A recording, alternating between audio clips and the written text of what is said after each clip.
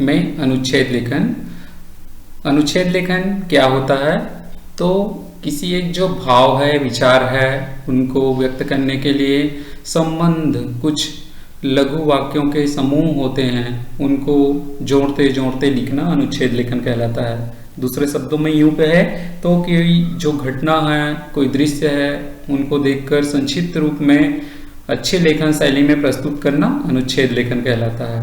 अनुच्छेद लेखन अंग्रेजी के शब्द पैराग्राफ से लिया गया है।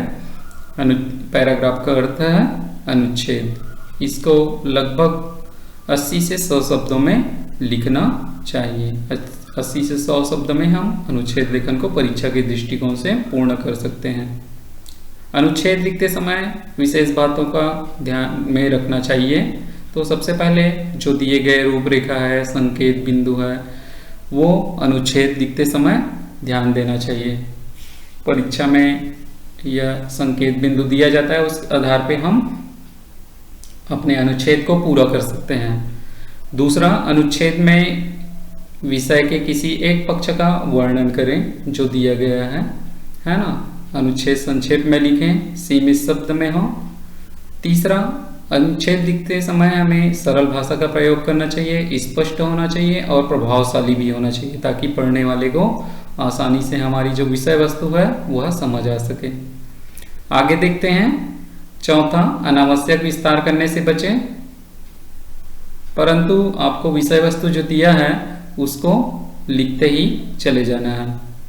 पांचवा, शब्द सीमा को ध्यान में रखकर ही अनुच्छेद लिखना चाहिए। ऐसा करने से अनुच्छेद में ज़्यादा से ज़्यादा अच्छी बातों को हम लिख सकते हैं।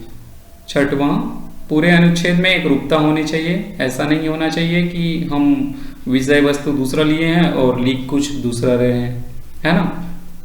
सातवां, विषय से संबंधित सूक्ति अथवा कविता की पंक्ति का भी प्रयोग हम प्रारंभ में और अंत में कर सकते हैं, ताकि वह उससे जुड़ा हुआ हो और प्रभावशाली हो हमारा अनुच्छेद, है ना। आठवां, अनुच्छेद के अंत में निष्कर्ष समझ में आ जाए, यानी विषय समझ में आए, ऐसा हमें अनुच्छेद लिखना चाहिए। आइए एक उदाहरण के माध्यम से देखते हैं। हमने एक उदाहरण लिया है, समय का महत्व विषय। इसमें संकेत बिंदु दिया है, समय का अर्थ, विद्यार्थी और संयम उपसंह। 3 संकेत बिंदु के आधार पर हमने एक अनुच्छेद तैयार किया है। प्रारंभ में हमने कबीरदास जी के दोहे के माध्यम से अनुच्छेद को प्रारंभ किया है। काल करे सो आज कर, आज करे सो अब, पल में परलय होएगी, बहुरी करेगा कब। इसमें समय के अर्थ को हमने समाहित किया है। समय निरंतर बीतता रहता है और कभी किसी के लिए नहीं ठहरता। जो व्यक्ति समय के मोल को पहचानता है वह अपने जीवन में सफलता प्राप्त करता है। समय बीत जाने पर किए गए कार्य का कोई फल प्राप्त नहीं होता और वह पश्चाताप के अतिरिक्त कुछ नहीं कर पाता है ना, कुछ उनके हाथ में नहीं आता है। जो अब यहाँ पे दूसरे हमने जो संकेत बिंदु दिए हैं उनमें है विद्यार्थी और समय, इनको समाहित किए हैं। तो विद्यार्थी को समाहित करते हुए, विद्यार्थी और समय को समाहित करते हुए लिखे हैं कि जो विद्यार्थी सुबह समय पर उठता है, अपने दैनिक कार्य समय पर करता है तथा समय पर सोता है, आगे चलकर वह सफल और उन्नत व्यक्ति बनता है। जो व्यक्ति आलस्य में समय गंवा देता है उनका भविष्य अंधकार हो जाता है। समय का एक एक पल बहुत मूल्यवान है। अब हम इसको सारांश के रूप में लिख रहे हैं, संक्षिप्त करके लिख रहे हैं। पूरे अनुच्छेद लिखे हैं, उसका मूल भाग लिख रहे हैं। तो इसमें हम लिख सकते हैं कि बीता हुआ पल वापस लौट कर नहीं आने के साथ साथ समय के महत्व को पहचानना जरूरी है। विद्यार्थी को नियमित रूप से अध्ययन करना चाहिए और अपने लक्ष्य की प्राप्ति करना चाहिए। जो समय बीत गया उस पर वर्तमान समय में सोचकर और अधिक समय बर्बाद न करके अपने आगे कार्य पर विचार कर लेना चाहिए। यही हमारी बुद्धिमानी होगी। हम समय के महत्व इस प्रकार समझ सकते हैं। तो ये लेखन शैली में, रचनात्मक लेखन शैली में ये बहुत ही महत्वपूर्ण है। और ये जो आपको निर्देश दिए गए हैं पहले, उनके आधार पे हम अनुच्छेद लिखें तो यह महत्वपूर्ण होगा, है ना।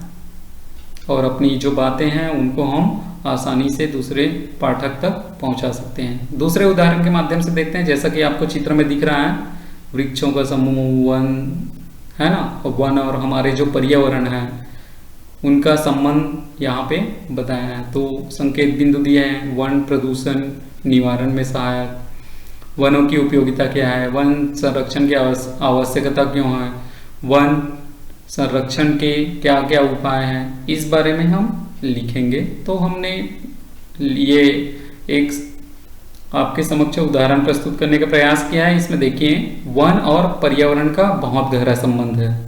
प्रकृति के संतुलन को बनाए रखने के लिए पृथ्वी के 33% भाग को अवश्य हरा भरा होना चाहिए। वन जीवनदायक है और ये वर्षा कराने में भी सहायक है, धरती की उपजाऊ शक्ति को बढ़ाते हैं। वनों से भूमि का कटाव रोका जा सकता है, वनों से रेगिस्तान का फैलाव रोका जा सकता है, सूखा कम पड़ता है वन से, क्योंकि चारों तरफ हरा भरा होता है ना। वन जो है वह, जंगल जो है वह वर्षा कराने में भी सहायक होता है। इससे ध्वनि प्रदूषण की भयंकर समस्या से भी काफी हद तक नियंत्रण पाया जा सकता है। देखे हैं आप लोग बड़े बड़े शहरों में आजकल सड़क के किनारे अनेक वृक्ष भी लगाते हैं, है ना। वन ही नदियों, झरनों और अन्य प्राकृतिक जल स्रोतों के भंडार है। वन नहीं रहेंगे तो बारिश, वर्षा कम होगी, फिर सूखा पड़ेगा। इसलिए जो नदी और जो सरोवर है उनकी पूर्ति के लिए वन महत्वपूर्ण है। परंतु आज हम भारत में दुर्भाग्य से केवल 23% वन पाते हैं, 23% वन ही बचे हुए हैं। जैसे जैसे उद्योगों की संख्या बढ़ रही है वैसे वैसे शहर भी बढ़ रहे हैं। वन संरक्षण एक कठिन समस्या बन गई है और लोग वनों को काट रहे हैं, जंगलों को काट रहे हैं। इसमें हर व्यक्ति को अपनी जिम्मेदारी समझनी पड़ेगी और अपना योगदान देना पड़ेगा, तभी वन संरक्षण होगा और वन बचेगा तो हमारा पर्यावरण बचेगा। अपने घर, मोहल्ले, नगर में अधिक संख्या में वृक्षारोपण करना चाहिए, इनको बढ़ाना चाहिए, एक आंदोलन के रूप में आगे बढ़ाना चाहिए, तभी हम अपने पर्यावरण को स्वच्छ रख पाएंगे। ये वन संरक्षण की आवश्यकता और वन संरक्षण के उपाय को हमने यहाँ पर समाहित किया कि प्रत्येक व्यक्ति को इसमें अपनी जिम्मेदारी और योगदान देना चाहिए। आशा करता हूँ कि ये अनुच्छेद लेखन के जो लिखने के तरीके और उदाहरण आपको अच्छे से समझ आया होगा, है ना। आपको अब ये जो अनुच्छेद लेखन है उस पे कुछ विषय दिए जा रहे हैं, उस विषय पर अपने शब्दों में आपको अनुच्छेद लिखना है। तो पहला है इंटरनेट। इंटरनेट क्या है, इंटरनेट से क्या लाभ होती है, हानियां क्या है और उपसंहार, इनको समाहित करते हुए आपको इंटरनेट के बारे में अनुच्छेद लिखना है। दूसरा missile man doctor Abdul Kalam, इनके जन्म, परिवार और व्यक्तित्व, इन बिंदुओं को समाहित करते हुए आपको एक अनुच्छेद लिखना है। ध्यान रहे आपको शब्द सीमा 80 से 100 शब्दों में ही पूर्ण करना है, 5-10 शब्द आगे पीछे हो सकते हैं।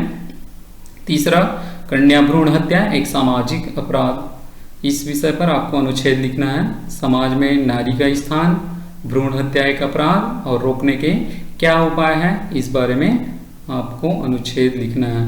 तो आशा करता हूँ पुनः कि यह अनुच्छेद लेखन की जो युक्तियाँ हैं